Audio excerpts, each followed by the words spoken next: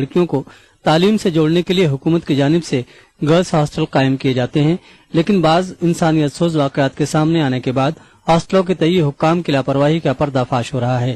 निजामाबाद जिला के पटलम मंडल हेडक्वार्टर में वाक़ कस्तूरबा रेसिडेंशियल स्कूल में 10वीं जमात की तालिबा ने स्कूल के टॉयलेट में एक बच्चे को जन्म दिया।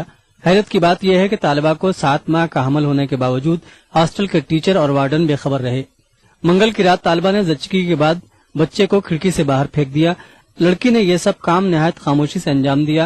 सुबह होने पर खिड़की के बाहर नौमौलूद बच्चे के पाए जाने के बाद हकीकत सामने आई। मकामी लोगों ने बच्चे को अस्पताल में भर्ती करा दिया, लेकिन डॉक्टरों ने नौमौलूद को मुर्दा करार दिया। सर ఎవరికి అమ్మాయి 20 డేస్ బ్యాక్ వచ్చింది సార్, 20 డేస్ బ్యాక్ వచ్చింది. అందరికి మామూలుగా అమ్మాయిలాగానే బిహేవ్ చేసింది సార్, మామూలు పిల్లల్లాగానే బిహేవ్ చేసింది. తను ఎవరికి డౌట్ వచ్చేటట్టు కూడా బిహేవ్ చేయలేదు. ఈవెన్ నైట్ గానీ ఎవరు అడిగినా గానీ మెన్సెస్ వచ్చినాయని కూడా, అంటే ఇంటి దగ్గర వచ్చినాయని కూడా చెప్పింది సార్. అయితే ఆ అమ్మాయి ఇర్రెగ్యులర్, మామూలుగా ఏదో ఓసారి 10th క్లాస్ కాబట్టి లేట్ ఉంటే అమ్మ మరి పరీక్ష పాస్ కావాలి కదా, నువ్వు ఇట్లా పోతే ఆబ్సెంట్ మంచిది కాదు అంటే వాళ్ళ నాన్నకు ఫోన్ చేశాను. ఆమె కాదు, వాళ్ళ నాన్నకు ఫోన్ చేసి మీ అమ్మాయిని తీసుకుపోయి ఇన్ని రోజులు పుండు నేను తీసుకుపోయి ఇంతవరకు గొప్పలేదు అని నేనున్నప్పుడు చెప్తే, అయితే ఆమె ఏం చేసిందంటే, నాన్న ఏం చేసిందంటే పంపితే సార్ ఫుడ్ తక్కువ కాలేదు అని అన్నారు. అంతట్లోకి నేను లేదమ్మా పరీక్షలప్పుడు ఖచ్చితంగా రావాలి, ఏదైనా మందులు పెట్టుకుని వచ్చేసి జైలు కానీ అని చెప్పిన తర్వాత ఆమె వచ్చేసింది. వచ్చిన తర్వాత ఇక నాకు ఆర్డర్ వచ్చి వెళ్ళిపోయినా ఇక నేను లేని ఇక్కడ జరిగింది. ఆమె మొన్ననే వచ్చింది. ఆమె కూడా पुलिस ने निर्भया कानून के तहत एक केस दर्ज कर लिया है और इस वाक़े के लिए जिम्मेदार लड़की के बहनोई के भाई को गिरफ्तार कर लिया गया है। लोग सरकारी और समाजी हॉस्टलों में तालिबात के तहफ़्फ़ुज़ को यकीनी बनाने के लिए खुसूसी इक़दामात की मांग कर रहे हैं। ETV news Nizamabad. खबरनामा जारी रहेगा एक ब्रेक के बाद। अपनाइए मिला स्किन क्रीम। इसको सिर्फ रात में इस्तेमाल करने से आपको मिले फेस प्रॉब्लम से आजादी। अब फेस प्रॉब्लम को कहिए बाय बाय। एली फार्मास्यूटिकल्स द्वारा दक्कन की हर छोटी बड़ी सरगर्मी पर हमारी नजर, लेकिन आप तक पहुंचाते हैं सिर्फ वो खबर जो करे आपको बेदार। सियासत के गलियारों से रोजमर्रा की जिंदगी, दक्कन के गोशे गोशे से आप तक खबरें पहुंचाता दक्कन नामा, रोजाना शाम 6:30 बजे।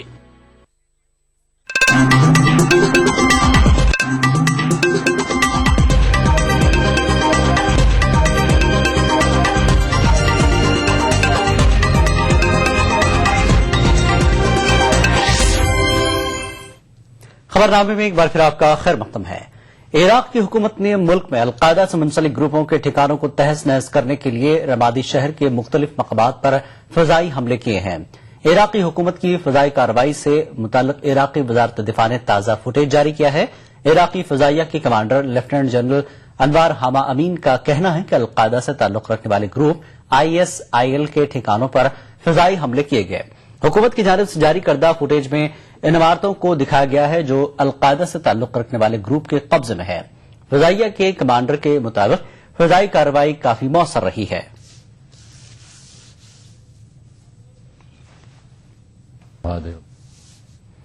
शिमाली बगदाद में मिलिटेंटों ने फौज की एक इमारत पर हमला करके 12 जवानों को हलाक कर दिया है। इस हमले में 4 जवान जख्मी भी हो गए। अल अजीम इलाके में वाक़ फौज की बिल्डिंग में मिलिटेंटों ने घुसकर वहां कई धमाके किए। इराक में मिलिटेंट मुसलसल सिक्योरिटी एहलकारों को निशाना बना रहे हैं। अंबार सूबे में गुज़श्ता एक हफ्ते से सिक्योरिटी एहलकारों और मिलिटेंटों के बीच घमासान जारी है। पाकिस्तान में 2 बसों के बीच हुई टक्कर के नतीजे में कम से कम 15 मुसाफिर हलाक जबकि कई जख्मी हो गए हैं। जख्मियों को इस्लामाबाद के PIMS और पॉलीक्लिनिक अस्पताल में दाखिल करा दिया गया। दोनों बसें मैरी से रावलपिंडी जा रही थी। जनूबी वजीरिस्तान के कबाइल इलाके में मिलिटेंटों ने एक चेक पोस्ट पर हमला किया जिसका सिक्योरिटी एहलकारों ने दिलेरी से जवाब दिया। दोनों जानिब से कुछ देर गोलियों का तबादला हुआ जिसमें कम से कम 10 मिलिटेंट मारे गए। इस कार्रवाई में 3 सिक्योरिटी एहलकार भी हलाक हो गए हैं। इंटर सर्विसेज पब्लिक रिलेशंस के हुक्काम ने हलाकतों की तस्दीक की है।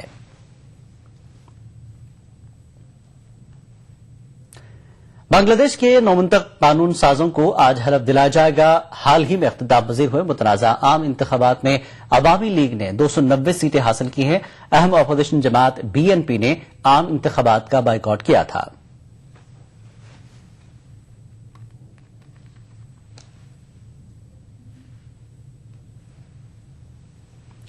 مرسی کے خلاف مقدمے کی سنوائی 1 فروری تک کے لیے ملتوی کر دی گئی ہے. خراب موسم کی وجہ سے بتا کر معزول صدر محمد مرسی کو عدالت میں پیش نہیں کیا گیا.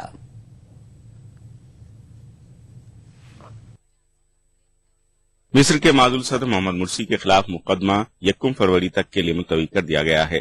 خراب موسم کی وجہ بتا کر بدھ کے روز مرسی کو عدالت میں پیش نہیں کیا گیا. سیکورٹی حکام نے کہا کہ مرسی کو ایک ہیلی کاپٹر کے ذریعے اسکندریہ سے قاہرہ منتقل کیا جانے والا تھا، تاہم گہرے کوہرے کی وجہ سے ایسا نہیں کیا جا سکا، جس کے بعد عدالت نے مرسی اور دیگر اخوان لیڈروں کے مقدمے کو 1 فروری تک کے لیے ملتوی کر دیا. مرسی کے خلاف 3 مقدمے درج ہیں. تینوں مقدموں میں مرسی کو موت کی سزا ہو سکتی ہے. بدھ کے روز مرسی کے خلاف مقدمات پر سنوائی کا دوسرا راؤنڈ تھا. مرسی کو اپنے دفاع میں وکیلوں کا انتخاب کرنا تھا، لیکن یاد رہے کہ مرسی نے پہلے ہی عدالت میں اپنے دفاع سے انکار کر دیا ہے. مرسی کی وکالت کے خواہش مند ایک وکیل نے کہا کہ اگر انہیں مرسی کے دفاع کی اجازت دے دی گئی تب وہ صدر کے خلاف مقدمہ چلانے کے لیے عدالت کی تشکیل کو چیلنج کریں گے. لو قابل الدكتور محمد مرسي فسنبدي دفعا بعدم اختصاص المحكمة ولائيا بنظر الدعوة، لأنه بموجب الدستور والقانون محاكمة رئيس الجمهورية لا تتم إلا بموافقة ثلثي أعضاء مجلس النواب. جس عدالت میں مرسی کا مقدمہ چل رہا ہے وہاں سیکورٹی کے سخت انتظامات کیے گئے تھے. مرسی کی تائید میں احتجاج کرنے والے سینکڑوں افراد کو پولیس نے حراست میں لے لیا. مرسی کو صدر کے عہدے سے ہٹائے جانے کے بعد سے ان کی پارٹی اخوان المسلمون مہم چلا رہی ہے. مصر کے بیشتر مقامات پر مختلف احتجاجی پروگرام منظم کر کے مرسی کو صدارت کے عہدے پر بحال کرنے کا مطالبہ کیا جا رہا ہے. فوجی پشت پناہی والی مصر کی حکومت کریک ڈاؤن کرتے ہوئے اخوان کے کئی لیڈروں کو گرفتار کر چکی ہے. یاد رہے کہ فوج نے گزشتہ اگست میں مرسی حامیوں کے احتجاجی کیمپوں کو ہٹانے کے لیے طاقت کا استعمال کیا تھا. فوج کی کارروائی میں سینکڑوں افراد مارے گئے تھے. Bureau report ETV news. امریکہ میں اس مرتبہ ریکارڈ برفباری ہوئی ہے. برفباری کے سبب عام زندگی بری طرح متاثر ہوئی ہے. لوگوں کا گھروں سے باہر نکلنا محال ہو رہا ہے.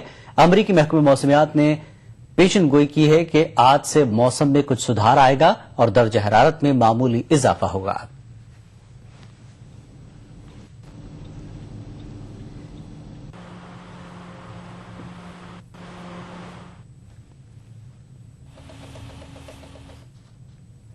مجاہد آزادی مولانا ابوالکلام آزاد کے 125ویں یوم پیدائش کے موقع پر مغربی بنگال میں تقریبات منائی جا رہی ہیں. اس مناسبت سے وکٹوریا میموریل ہال میں مولانا آزاد کی خدمات پر ایک یادگار لیکچر منعقد ہوا. اس پروگرام میں مولانا آزاد کے خاندان سے تعلق رکھنے والے معروف فلم اداکار عامر خان اور ریاست کے گورنر MK نارائنن کے علاوہ منصوبہ بندی کمیشن کے رکن ڈاکٹر سیدہ حمید نے شرکت کی. شرکاء نے اپنے اپنے انداز میں مولانا کی زندگی پر روشنی ڈالی. اس موقع پر عامر خان نے ایک مرتبہ پھر دہرایا کہ مولانا ابوالکلام آزاد پر فلم بنانا ان کا خواب ہے اور وہ اس خواب کو ضرور پورا کریں گے.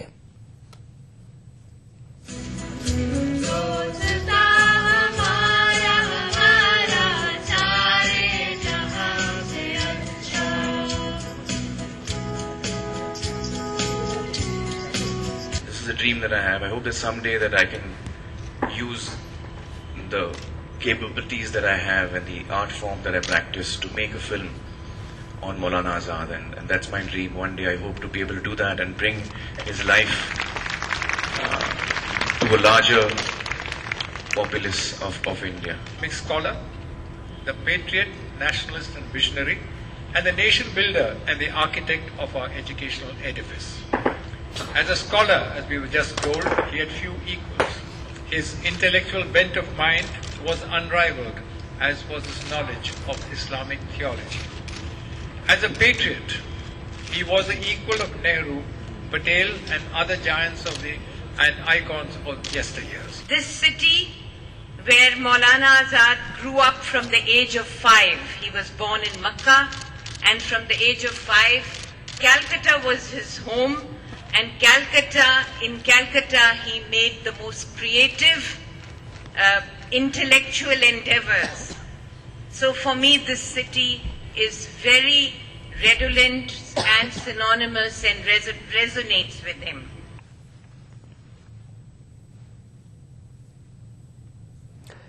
بنگلورو کے دورے پر آئے قبلہ اول مسجد اقصی کے امام شیخ علی العباسی نے مسلمانوں سے اپیل کی ہے کہ وہ مسجد اقصی کے تئیں اپنی ذمہ داریوں کو سمجھیں. شیخ علی العباسی نے کہا کہ مسجد اقصی نہ صرف فلسطینیوں کی ہے بلکہ تمام عالم اسلام کے لیے مقدس ہے. مسجد اقصی کے امام نے ہندوستان کی تعلیمی ترقی کی ستائش کی.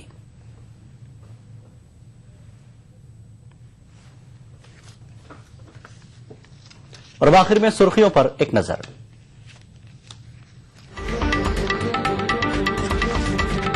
کول بلاک الاٹمنٹ میں مرکزی حکومت کا اعتراف. اٹارنی جنرل نے سپریم کورٹ میں گڑبڑی کی بات تسلیم کی. شیو سینا کے بعد ایم این ایس نے کی مودی کی مخالفت. راج ٹھاکرے نے کہا وزارت عظمیٰ کی امیدواری کے بعد مودی کو وزیر اعلیٰ کا عہدہ چھوڑ دینا چاہیے.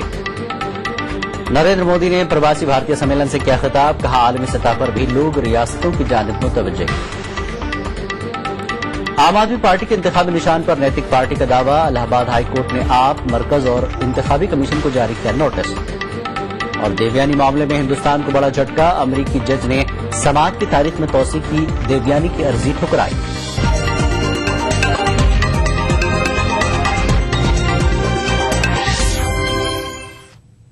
خبرنامے میں فی الحال اتنا ہی. آداب.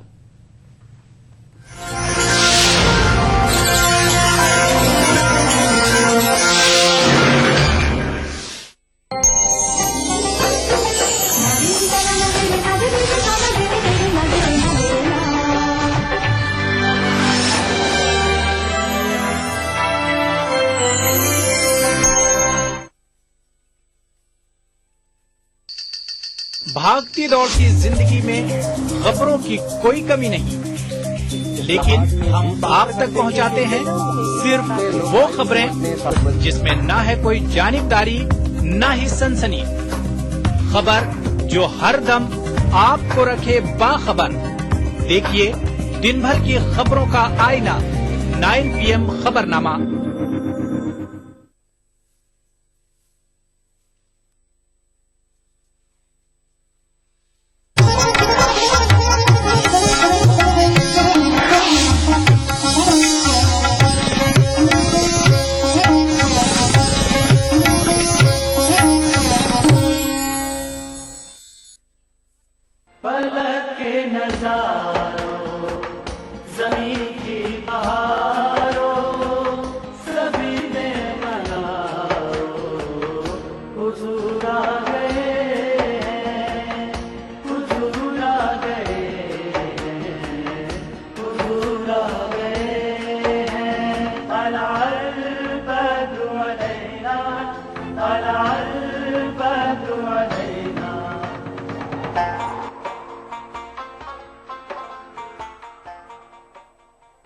تو اس نے آقا علیہ السلام کا کل کائنات اول و آخر زمانوں کا سلطان بنا دیا. اور پھر حضور علیہ السلام کو سلطان اور بادشاہ اور نبی اور رسول اور سربراہ اور قائد اور رہبر اور ہادی صرف ایک عالم انسانیت کے لیے نہیں بنایا بلکہ کل عوالم کے لیے بنایا. اس لیے میں کہہ رہا ہوں جمی کائنات کے لیے سلطان. ارشاد ہوا قرآن مجید میں تبارک الذی نزل الفرقان علی عبدہ لیکون للعالمین نذیرا. اللہ رب العزت نے اپنی ذات کے لیے فرمایا الحمدللہ رب العالمین، میں رب ہوں سارے عالمین کا، کل کائناتوں کا. اور رسول پاک صلی اللہ علیہ وسلم کے لیے فرمایا لیکون للعالمین نذیرا، حضور نذیر ہیں، ڈر سنانے والے ہیں اللہ کے امر کا کل عالمین کو. اور فرمایا وما ارسلناک الا رحمت للعالمین، کل جہانوں اور کائناتوں کے لیے حضور رحمت بن کے آ گئے. حضور کو رحمت بنایا گیا. وراحما للعالمین، حضور سبب رحمت بھی ہوئے، حضور خود بھی رحمت ہوئے اور حضور رحمت فرمانے والے بھی ہوئے. کل کائناتوں پر حضور رحمت فرمانے والے. اور رحمت وہی کر سکتا ہے جسے رحمت کرنے کا اختیار ہو، تصرف ہو، طاقت ہو، حکومت ہو، سلطنت ہو. تو جب تک سلطان کائنات نہ ہو آقا علیہ السلام جس غم زدہ پہ چاہیں لطف و کرم کر نہیں سکتے. اس آیت نے کل کائناتوں پر حضور کو راحم بنا دیا. اور اگر خیال آئے کہ رحمت للعالمین کا معنی رحم کرنے والا کیسے ہوا تو قرآن تصدیق کرتا ہے بالمؤمنین رؤوف الرحیم. آقا علیہ السلام رؤوف رحمت فرمانے والے بھی ہیں اور رحمت فرمانے والے بھی ہیں. حضور علیہ السلام صرف رحمت کا سبب نہیں ہیں بلکہ رحمت فرمانے والے بھی ہیں. رحیم بھی کہا. اور پھر آخرت کی بات آئی. میں نے کہا قیامت کے دن بھی حضور ہی سلطان کائنات ہوں گے, سلطان انبیاء ہوں گے. اس مقام پر آقا علیہ السلام کو مرتبے عطا کیے اور مرتبہ یہ دیا ہر پیغمبر اپنی اپنی نبوتوں پر شہید ہوگا, گواہی دینے والا. اور آقا علیہ السلام آدم علیہ السلام سے لے کر امت محمدی تک کل انبیاء پر اور کل امتوں پر شہید ہوں گے. حضور کی شہادت کل امتوں پر اور کل نبیوں پر ہوگی. تو گویا سلطان الامم ہوئے اور سلطان الانبیاء ہوئے. فرمایا فکیف اذا جئنا من کل امت بشہید. وہ منظر کیا ہوگا اللہ پاک فرماتے جب قیامت کے دن ہر امت کے اوپر ایک شاہد لائیں گے, گواہ لائیں گے. وجئنا بک علی ہؤلاء شہیدا. اور میرے محبوب مکرم آپ کو ان سب نبیوں پر اور ان سب امتوں پر گواہ لائیں گے. آپ کی گواہی پر ساری عدالت ختم ہو جائے گی, کوٹ ختم ہو جائے گی. اور پھر آقا علیہ الصلوۃ والسلام کو قیامت کے دن جو مقام عطا ہوگا وہ سن لیجئے. قیامت کے دن ہر پیغمبر اپنے لیے اور اپنی امت کے لیے نفسا نفسی کی شکل میں طلب مغفرت کر رہا ہوگا. رب کائنات کی عظمت, عزت اور جلال اس قدر عروج پر ہوگا کہ کوئی جان دم مارنے کے قابل نہ ہوگی مگر آقا علیہ الصلوۃ والسلام کے لیے اللہ پاک نے قیامت کے دن سلطنت بخشی حضور کو. قرآن نے حضور کی شان سلطنت بیان کی. فرمایا وَلَسَوْفَ يُعْطِيكَ رَبُّكَ فَتَرْضَىٰ. میرے محبوب قیامت کے دن ہر کوئی اپنے اعمال کی جزا سزا کے لیے آئے گا. ہر شخص تھر تھر کانپ رہا ہوگا, ہر شخص اپنے اعمال کو تلوا رہا ہوگا, اللہ سے بخشش کی امید لیے کھڑا ہوگا. ہر شخص قیامت کے دن خدا کی عدالت میں پیشی کے لیے تصور سے کھڑا ہوگا. ہر ایک پیشی پر ہوگا, پیشی پر. اور آپ کی شان کیا ہوگی؟ وَلَسَوْفَ يُعْطِيكَ رَبُّكَ فَتَرْضَىٰ. آپ کو رب کائنات مقام محبوبیت پر بٹھائیں گے اور آپ سے پوچھیں گے محبوب جتنی بخشش کروانی ہے کرواتے جائیے. بخشش آپ کے کہنے پر ہوگی اور اس وقت تک ہوگی جب آپ خود نہیں کہہ دیں گے باری تعالیٰ میں اب راضی ہو گیا. تو قیامت کے دن سکہ رضائے مصطفیٰ کا چلے گا, سکہ سلطنت مصطفیٰ کا چلے گا, سکہ حکومت مصطفیٰ کا چلے گا اور حکومت مصطفیٰ کا نام قیامت کا دن شفاعت مصطفیٰ ہوگا. خدا کی عدالت ہوگی اور مصطفیٰ کی شفاعت ہوگی. تو گویا قیامت کے دن بھی سلطان مصطفیٰ ہوں گے. اور پھر ایک سوال آخری ذہنوں میں آتا ہے کہ جو سلطان ہیں, بادشاہ ہیں, تو بادشاہوں کو تو کھڑا نہیں کیا جاتا, ان کے لیے تو خاص مسند اور کرسی بچھائی جاتی ہے.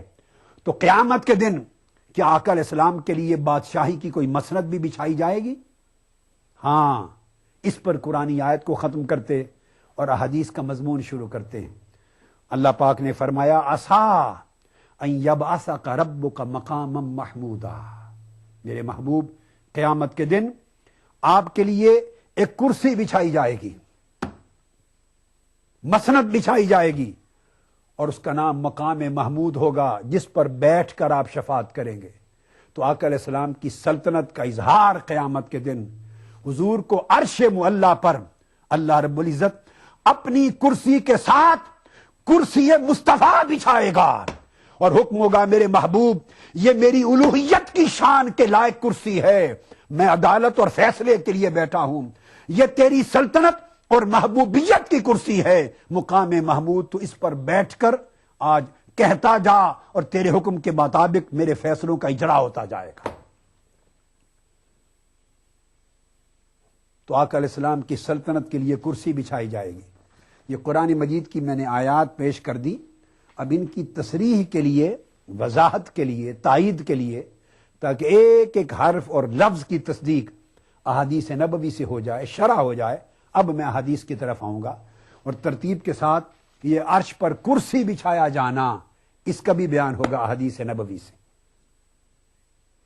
آئیے ایک نقطہ میں عرض کر دوں، خیال آ سکتا ہے کہ یہ جو جس سلطنت کی بات ہو رہی ہے، سلطنت کی، تو کیا آقا علیہ الصلوۃ والسلام سے پہلے کیا یہ شان ہے کہ انبیاء علیہ السلام کی بھی سلطنت ہو؟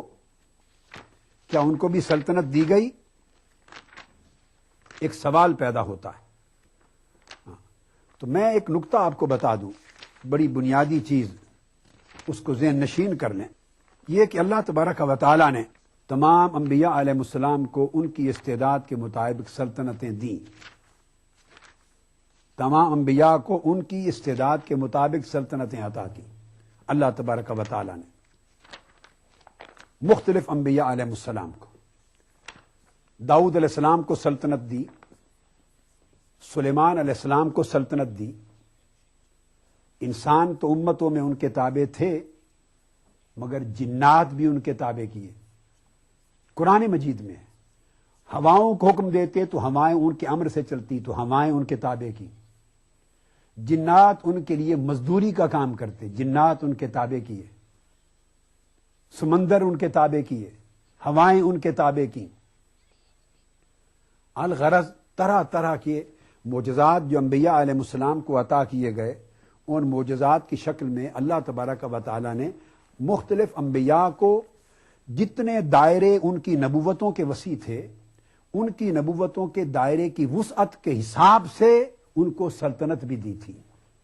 کسی کی سلطنت ظاہری تھی، کسی کی سلطنت باطنی تھی، مگر ہر ایک کو دی۔ اب آقا علیہ الصلوۃ والسلام کا ارشاد، یہاں ایک متفق علیہ حدیث سے مضمون کو شروع کر رہا ہوں۔ متفق علیہ حدیث، صحیح مسلم کے الفاظ پڑھ رہا ہوں۔ امام بخاری نے کتاب و فضائل القرآن میں روایت کیا، اور امام مسلم نے کتاب الایمان میں۔ امام بخاری کی صحیح بخاری کی حدیث کا نمبر ہے 4981، اور صحیح مسلم کی حدیث کا نمبر ہے 152۔ یہ بات آپ عام طور پہ سنتے ہیں، لیکن بہت سے لوگ جن کا پرابلم یہ ہے کہ مطالعہ کم اور غصہ فتویٰ زیادہ، علم کم اور شور شرابہ ہنگامہ زیادہ، وہ مانتے نہیں۔ اب اس لیے میں متفق علیہ حدیث بخاری مسلم کی پیش کر رہا ہوں۔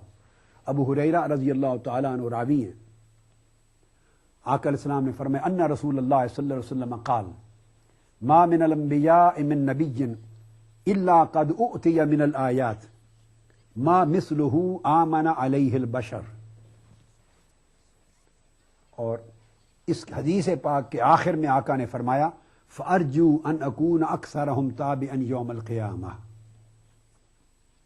آقا علیہ السلام نے فرمایا جتنے انبیاء دنیا میں آئے، تمام انبیاء میں سے ہر نبی کو یہ بات بڑی اہم سمجھنے والی ہے، ہر نبی کو اللہ تعالیٰ نے معجزات عطا کیے،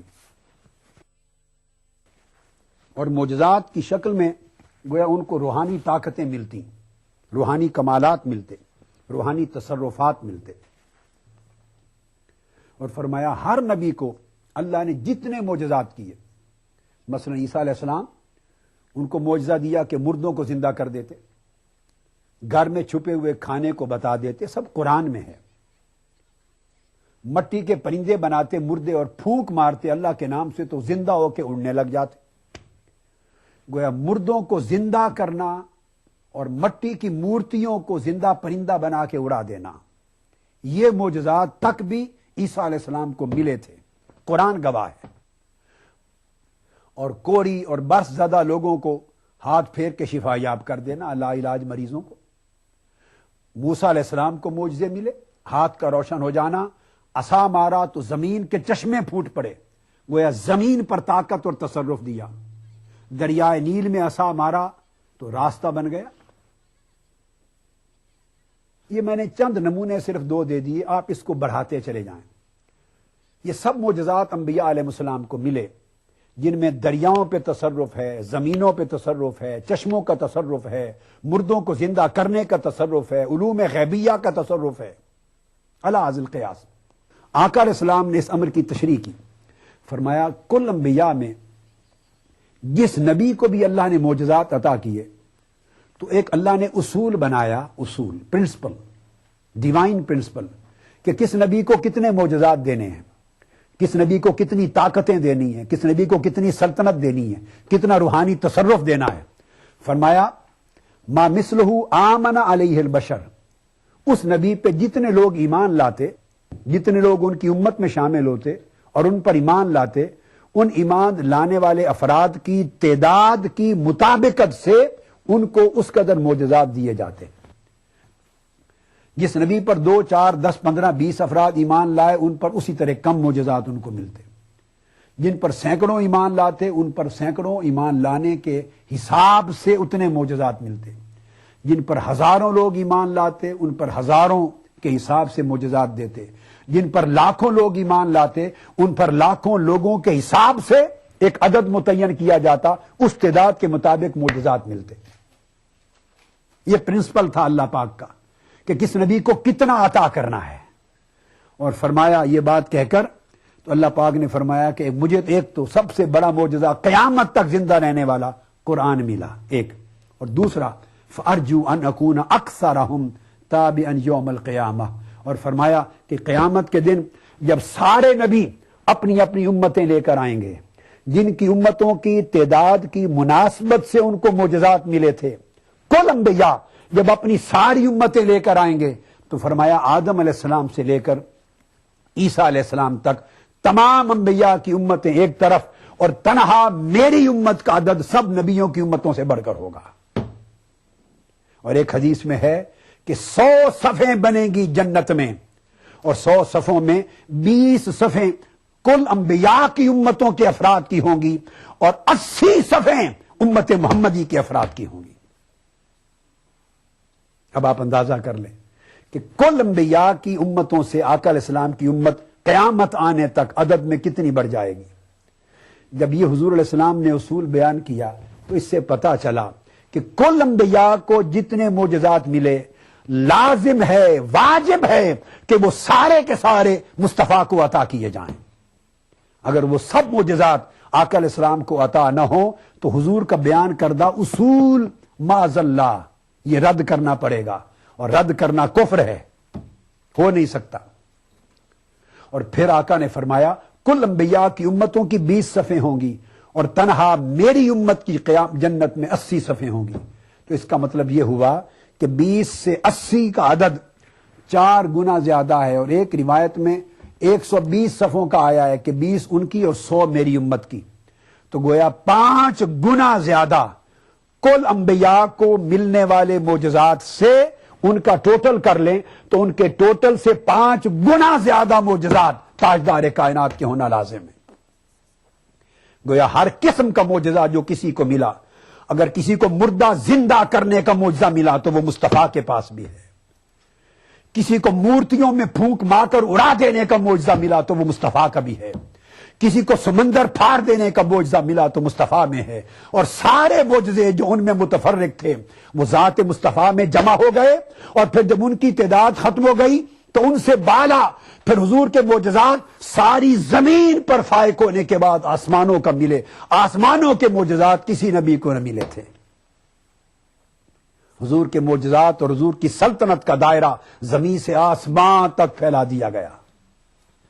یہ وہ حدیث ہے آقا علیہ الصلوۃ والسلام کی جس کو امام نووی اور امام ابن حجر عسقلانی سمیت کل ائمہ نے اور اعلام النبوت اور دلائل النبوت کے تحت بیان کر کے اصول بیان کیا ہے کہ عالم بشریت اور عالم انسانیت کے جتنے فرد ایک ایک نبی پر اور کل انبیاء پہ ایمان لائے، ان سب سے بڑھ کر مصطفیٰ کی امت کے افراد ہیں۔ اس لحاظ سے حضور کے معجزات کل انبیاء کے معجزات سے نہ صرف زیادہ بلکہ بے حساب ہیں، جس کا شمار بھی ناممکن ہے۔